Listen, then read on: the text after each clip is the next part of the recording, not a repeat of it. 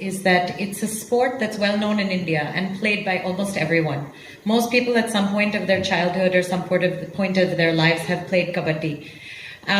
So the challenge became, how do you make it exciting to watch? And then over time for a league becomes, how do you find the right partners to ensure that you have momentum in growing the sport? So one of those for us is the franchisees. We have 12 franchisees. Until 2 years ago, we had 8. And even when we brought in the next set of franchisees, we said, look, we want people who actually know how to build brands. Because you've really, to engage the fan and to broaden the sport, you really need people who can build brand alongside you. And it can't be you doing it by yourself. The second piece is kind of understanding that, 65% of India is under the age of 35. 50% of India is younger than the age of 25. And so how do you take advantage of a sport that will connect with people? So one of the things we see, and it's actually seen across the world, is that millennials, even Gen X downwards, actually has much lower attention spans than actually the previous generations. So a sport that's fast, how do you keep it fast? A sport that has a big action every 30 seconds helps a lot. And so how do you sort of bring that forward and ensure that you're engaging people?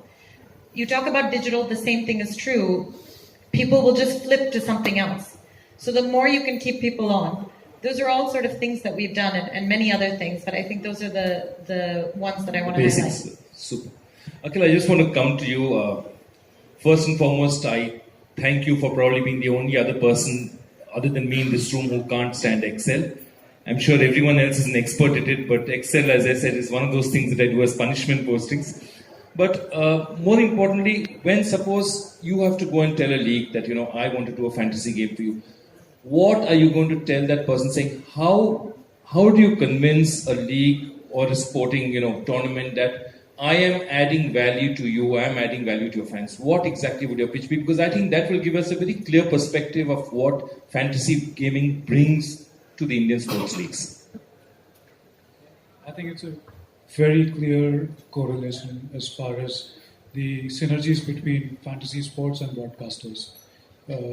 If you see, Dream 11 started with NBA fantasy, and NBA in India was non-existent. Also, the timings, NBA matches happen 6 a.m. in the morning, but you clearly see an uptick in NBA consumption in India post that.